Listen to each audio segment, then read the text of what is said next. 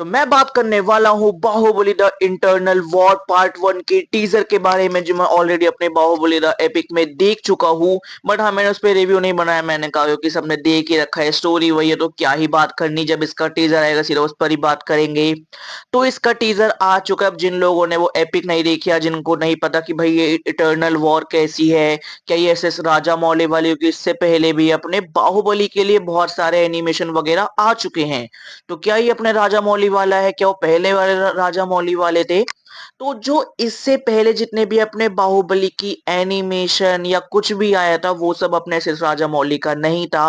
अभी तक सिर्फ अपने एस एस राजा मौली के साथ 2 लाइव एक्शन मूवीज आ चुकी है। अब जैसी अपनी बाहुबली द एपिक रिलीज हुई थी, तो जो उसका फर्स्ट हाफ था इंटरवल से पहले का, जिसके अंदर बाहुबली द बिगनिंग दिखाई गई थी, और उसके जैसे उन्होंने वो एंड में दिखा दिया था कि भाई अपने बाहुबली को, I mean अपने मेन बाहुबली को मार देता है वहां पे कटप्पा।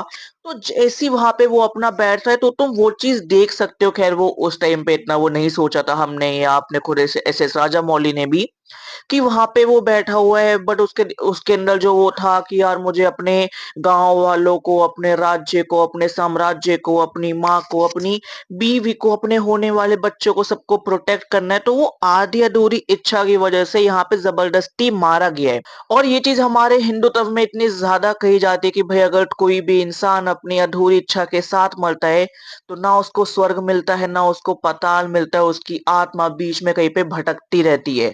तो यहाँ पे भी ऐसा होता है, जब अपने अमीर बाहुबली मरता है तो उसकी आत्मा निकल के चली जाती है इंटरनल जगह पे, जहाँ पे ना वो स्वर्ग है ना वो नर्क है, अभी वो बीच में भटक रही है।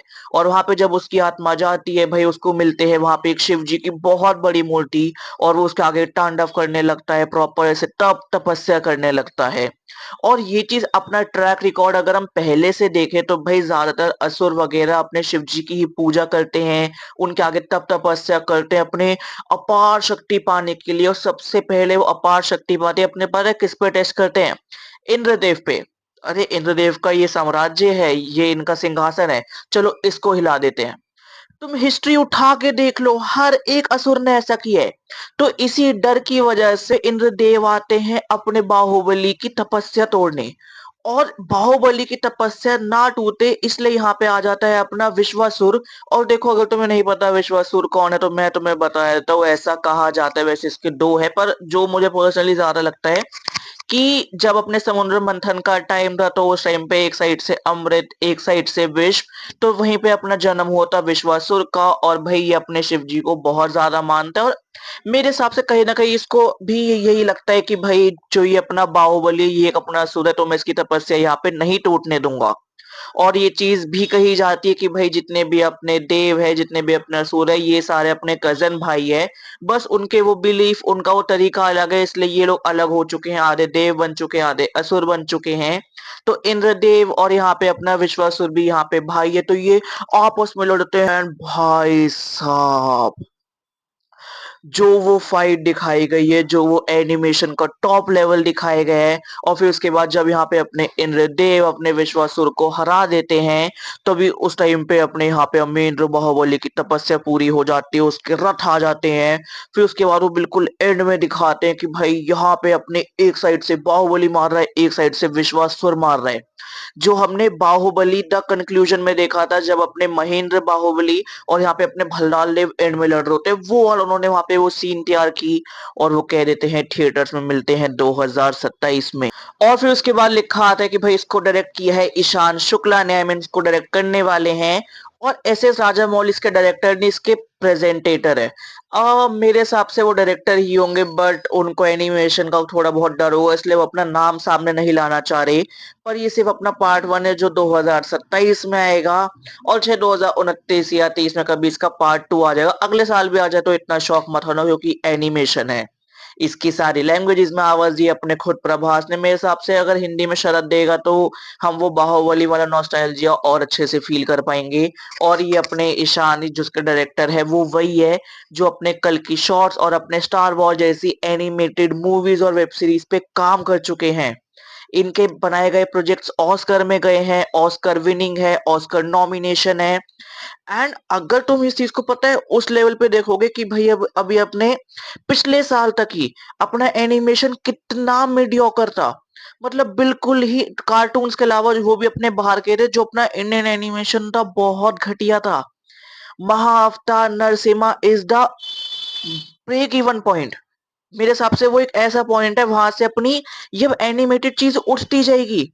महाअवतार नरसिम्हा आ चुका है, होम वाले ने कह दिया कि हम इसका प्रॉपर सिनेमैटिक यूनिवर्स लाएंगे, जितने भी अपने महाअवतार थे उन सबको लेके आएंगे।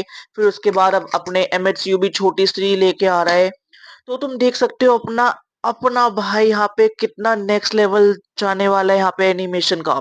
और अगर तुम इसको भी ध्यान से देखोगे, मुझे आर्केन की याद आ गई। मैंने उसका ट्रेलर देखा है, मैंने उसको नहीं देखा, अगेन मैं रिपीट कर रहा हूँ। बट उसका ट्रेलर और उसका टीजर मुझे काइंडा सेम वाइब दे रहा है।